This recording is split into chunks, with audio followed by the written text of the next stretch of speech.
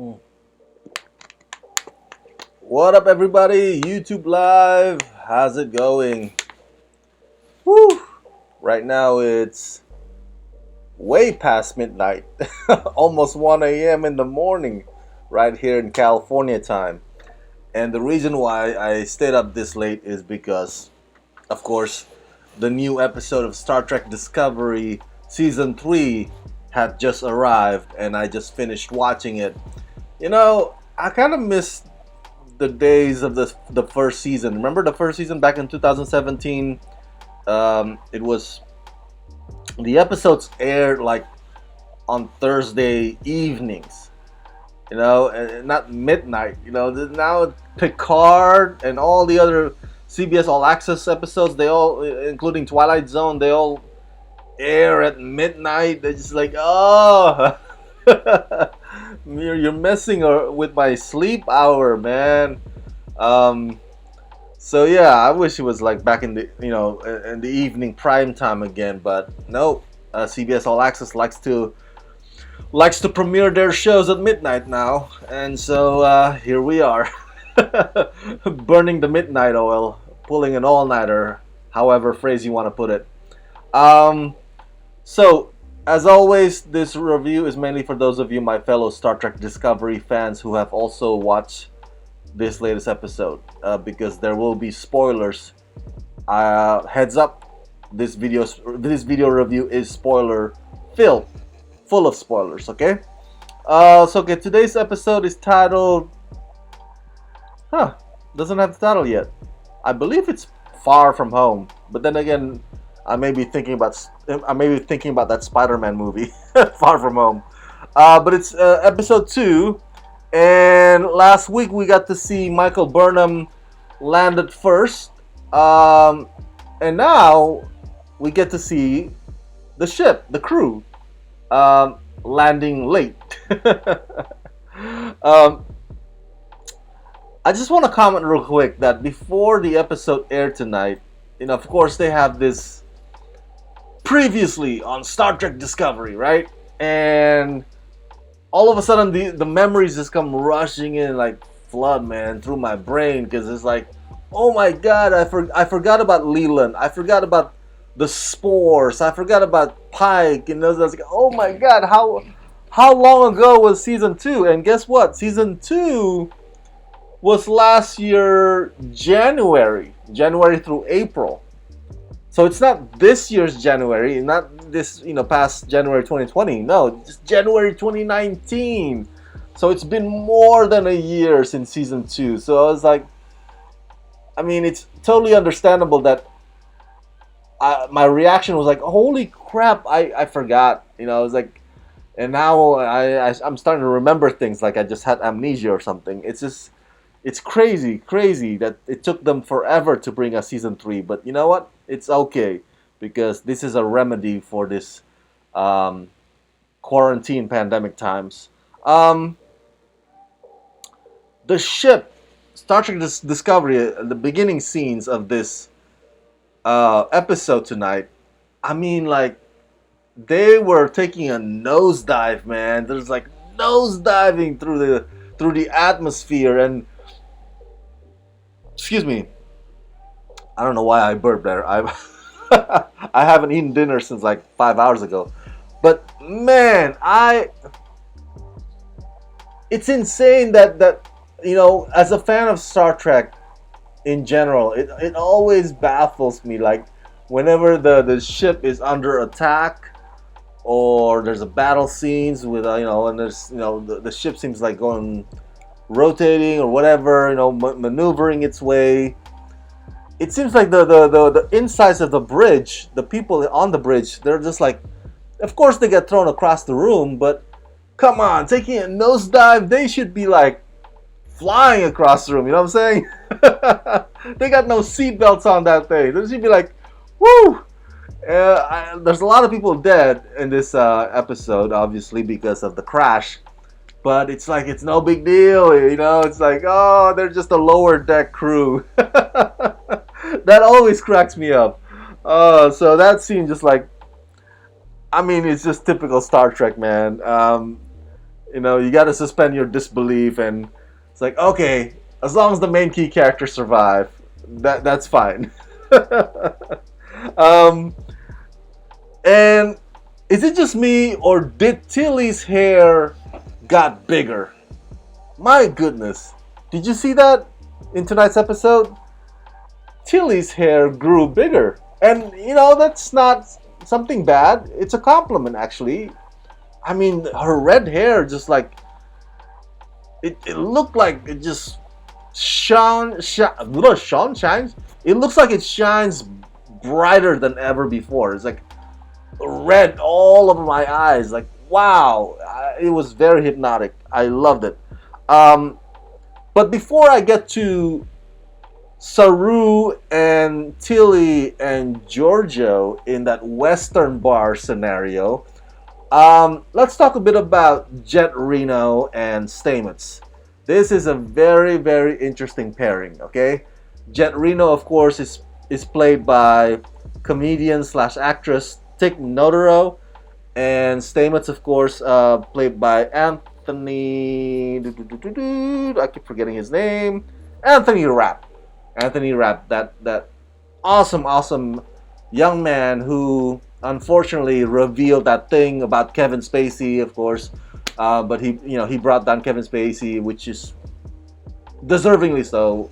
But that's another topic for another time. So Stamets and Jet Reno get to be paired in this episode, and it's very amusing because Tick Notaro, who plays Jet Reno, she is so goddamn funny, man. So hilarious, okay? And I don't know how much of what she says in this episode are something of her own creation, and how much of it was on the script. But she's good. She's good. And the thing is, the relationship or the dynamic between Jet Reno and Stamets in today's episode, if you try to psychoanalyze it, because Stamets basically, he's the kind of guy who hates being useless. You know what I'm saying?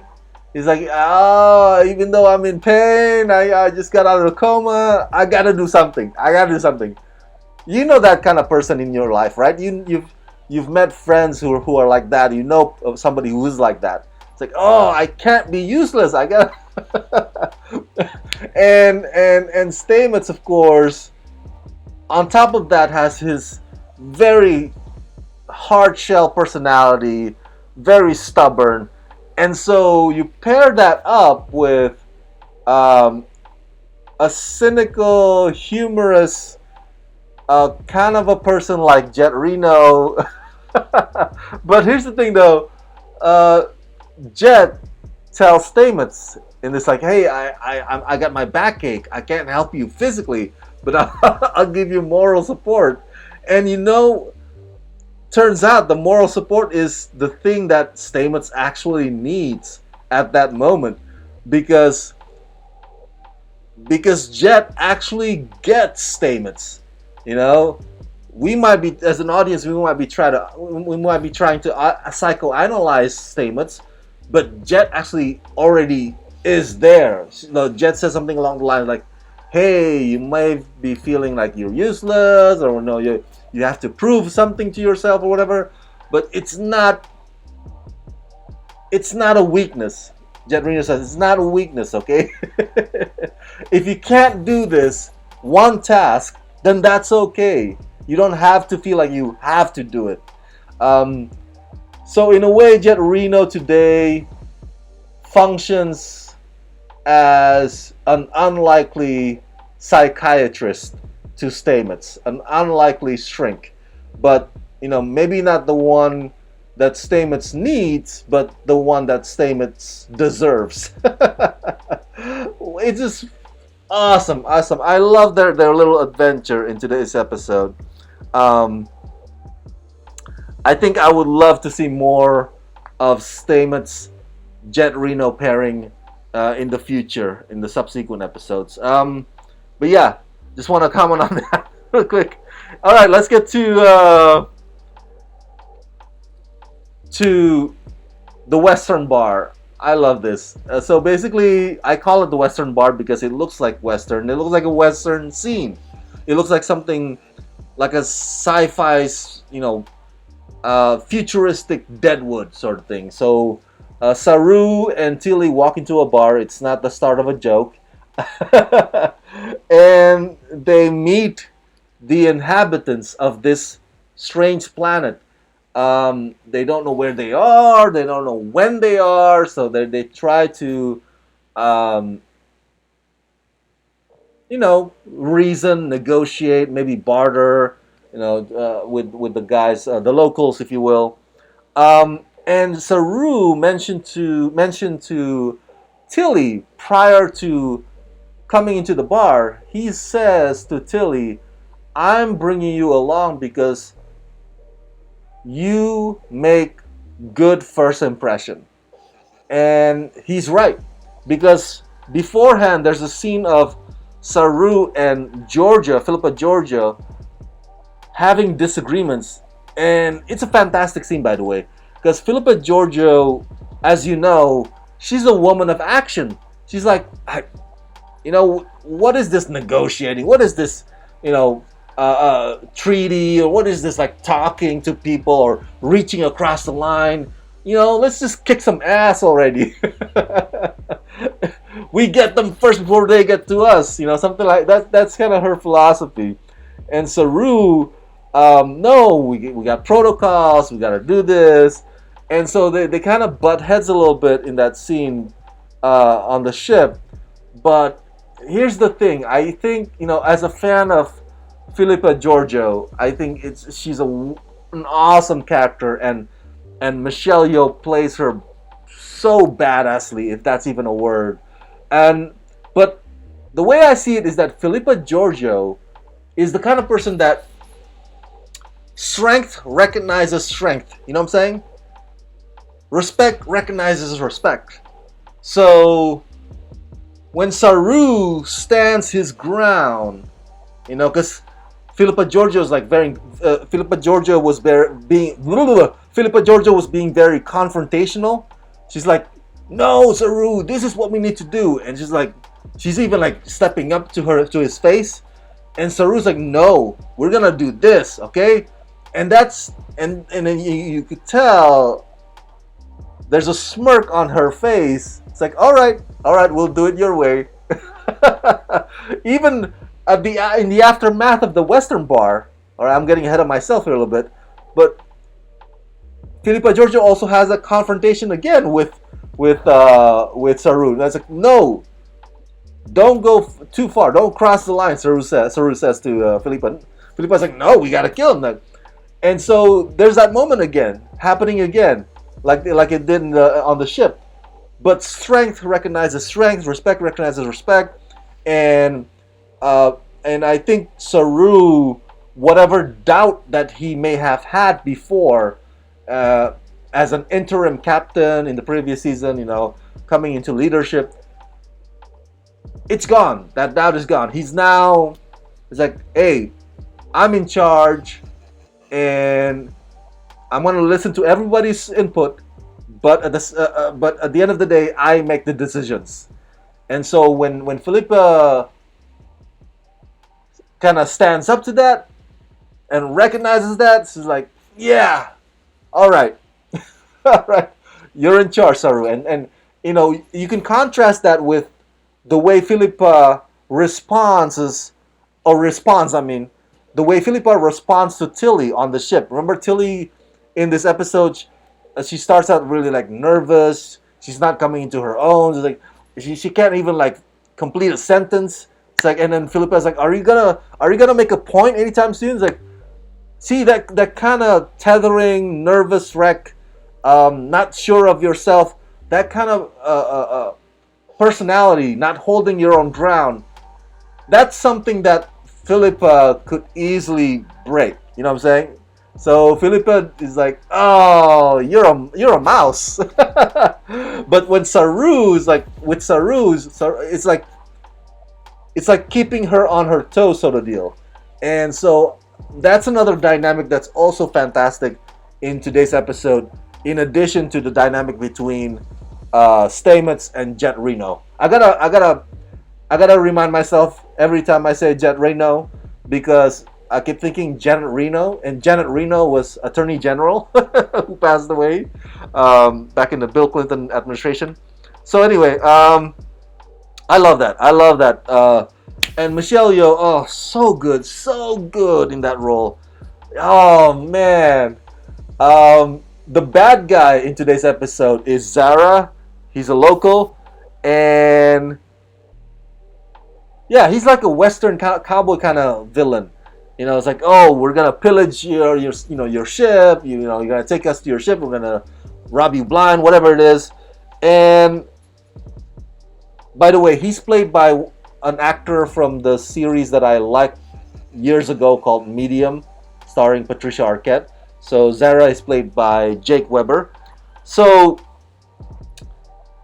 I mean, what I'm getting at is that whole conflict happening in the Western bar. I keep calling it Western bar. I hope it's okay. I mean, the moment that Philippa Georgiou shows up, come on. There's no other moment that you. I mean, like, if I were Saru or Tilly, I would be like, oh, thank God Philippa is here. It's like, of all the moments that we could have Philippa Georgiou to show up in, like, this is like the perfect of those moments. Because the moment that she shows up, she's gonna be kicking all those villains' ass, and that's exactly what she does, man. Wow. So I gotta be honest with you. When the moment that Philippa steps into the Western bar, there's like a sense of relief, like, coming over me. It's like, oh, thank God. I don't have to fear or feel concerned about the safety of Saru or Tilly anymore because Philippa is here, you guys. She's gonna kick their ass. As to the planet itself, that's crazy. The parasitic ice. I've never seen that. I've never seen that in other Star Trek installments. That thing is, I mean, like, when you see the ice kind of forming over Discovery, I mean, it's like chills down my spine. I was like, oh, it's like, thank God they come back in time. And I gotta ask you, where did they shoot this season, man? Is it Iceland? Because it looks like Iceland. I mean, the environment looks like the same environment that that movie Eurovision is located in. The one with Will Ferrell and Rachel McAdams. I was like, this looks like Iceland. But whatever it is, it looks beautiful. It's breathtaking. The landscapes of it. And lastly, I just want to end with this. Let me end with this on this note. I really, and I think I've mentioned this to you before in my previous reviews of Star Trek Discovery, but I'm gonna re-emphasize it anyway. I really love and I appreciate the fact that this show, I'm sorry, not movie, this show is very diverse. And I'm not talking about just like diverse in terms of, oh, we got aliens, we got humans, then the humans are different ethnicities, and that's fine, that's awesome, But it's also diverse in storytelling. What I'm getting at is that the writers make sure that the diversity of the characters are not there just to service or just to be in the service of the white people's narrative. And I'm saying that because recently there's a controversy that you may have heard about Netflix show Glow. Apparently, many of the actresses on Glow, they came together and they formed this letter. They signed a letter of grieving, like complaints. That's what I'm trying to say. Complaining that and rightfully so, understandably so, complaining that the roles that they're given, even though yes, their characters are diverse on Glow, but they're just there to serve the depth or the main storyline of uh, Betty Gilpin, Alison Brie's characters. You know, those two ladies, the Liberty Bell and what I forgot the other character's name is. Like, they're just there to like, hey, what about us? How come you guys writers don't write something substantive about us? You know, we're playing these characters that are kind of stereotypes and kind of racist a little bit. You know, because wrestlers' characters and they're like, oh, one of them is like terrorist or whatever. And what about us? Like, you're not giving us anything substantive to go on. We're just here to serve Alison Brie and Betty Gilpin. And they're right. They're totally right. As much as I love Glow, unfortunately that is the case. But that's not the case with Star Trek Discovery, at least in my opinion. I mean, not only do you have a person of color lead in Sonika Martin Green playing Burnham, Michael Burnham, but you also have Philippa Giorgio, who is just as strong a female character as anybody, and then Tilly, of course, is white, but Tilly represents the sort of like the, not the model kind of actress, the regular size people like me, bigger people like me, and so and there's stories, and then Stamets, and Hugh representing the LGBTQ, and so the stories on Star Trek Discovery, if you notice, even though Burnham is the lead, but the writers always give some opportunities for everybody else also to kind of have their time in the sun, to also shine in their own way, as opposed to what happens on Netflix show Glow. So you gotta commend, you gotta give credit where credit is due. The fact that Star Trek Discovery is diverse, but also diverse in storytelling. So I love it. I love it, the show. So I get why there's a lot of haters of Star Trek Discovery, and I grew up actually a fan of Star Trek: The Next Generation, but I dig this show, and I think if you don't like it, that's totally fine. You do you, boo. But for the rest of us, this is one awesome show, and Michael Burnham is a badass. All right, you guys, that's it. I gotta wake up in like 4 hours to do another chore, so I better get some sleep. It's already 1:15 a.m. right here in California in the morning. So thank you so much for tuning in, and as always, subscribe, press that like button, and ring that bell. And if you can help support me, please do so at patreon.com/ramascreen. Let's rock this.